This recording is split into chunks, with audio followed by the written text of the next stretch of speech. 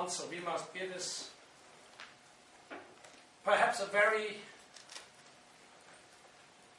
forgotten element, but a very necessary one. The economic life must serve the welfare of the individuals. And not the individuals have to serve to the welfare of big enterprise.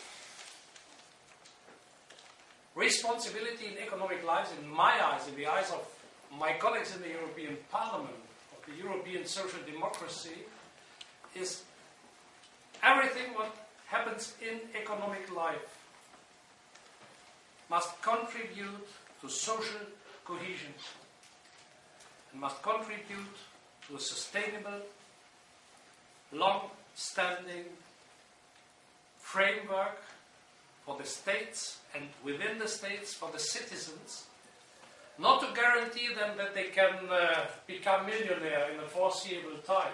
No state, no party, no economy can guarantee to lead to super richdom for everybody. But to guarantee a decent life for citizens in economy and by economy. That's in my eyes the main goal of social democracy. You, young people, what's the perspective for your future? We cannot promise to you that everything what you are wishing for your future will arrive, but what we should guarantee to you is that those who on the basis of a good education in the future will deliver their contribution by working in the society, can count that the society guarantees that those who work 8, 9, 10 hours a day can get a salary which guarantees a decent life. What's that, a decent life? I repeat, nobody expects that we make people to super rich citizens. But a decent life is that with the salary I get, I can live in an appropriated apartment or a small house, that I can buy my clothes, that I have enough to eat, that I perhaps once a year can go to holidays. Not big ones, small ones. That I have a small car. And that I can find a partner with whom I can found a family, get children. And that for my children, the perspective is that they have such a good education, that the state presents to them such a good education, and I, with my salary, contribute to a good education for my children, that they one day, on the basis of a good education, can get a job, and with the job, get a salary to guarantee a decent life. What's that, a decent life? To get an apartment, clothes to eat, to have a small car, to go to holidays, to find a partner, to build a family, to get children, and so on. Decent life is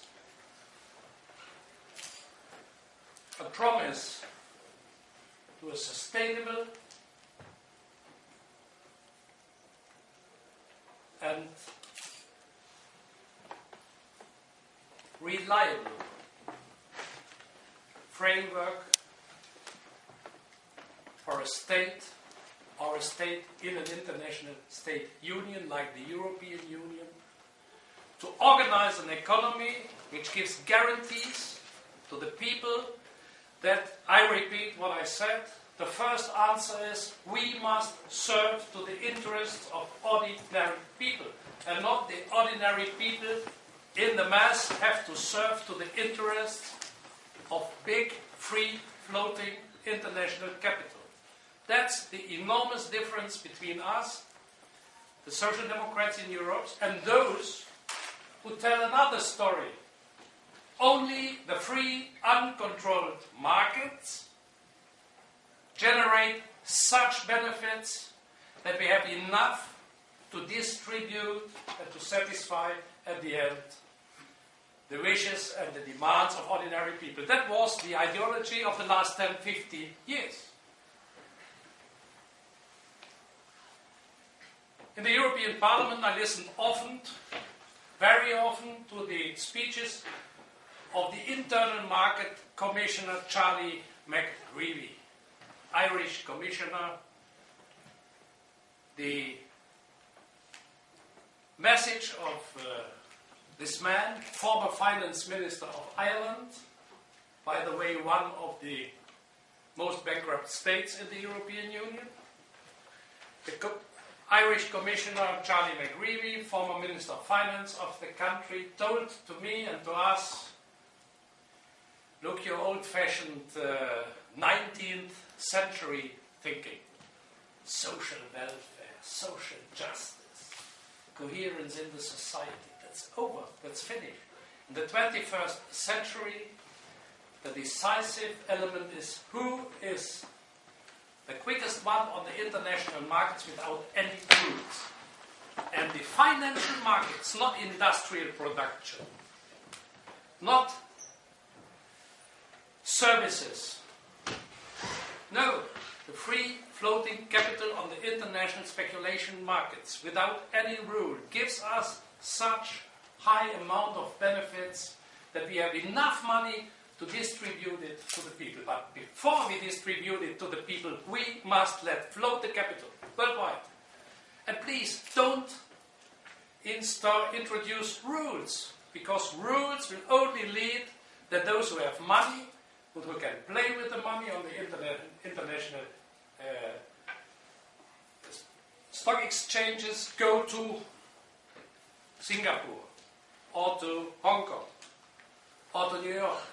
But they will leave from Europe, will leave from London, they will leave from Frankfurt, and then you have nothing. So no rules. I put the question to him, is it necessary to speculate with everything on every place, wherever in the world? Why, for example, is it necessary to speculate on increasing prices of food?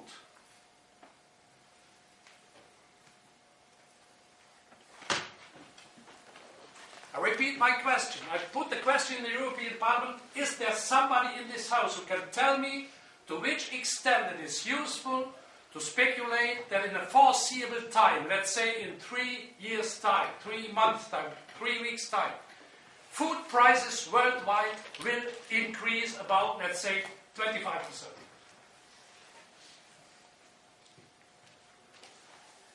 Those who put their money on a bid that in 3 weeks' time food prices will rise about 25%, must have an interest that the food prices will increase, because otherwise they have no benefit.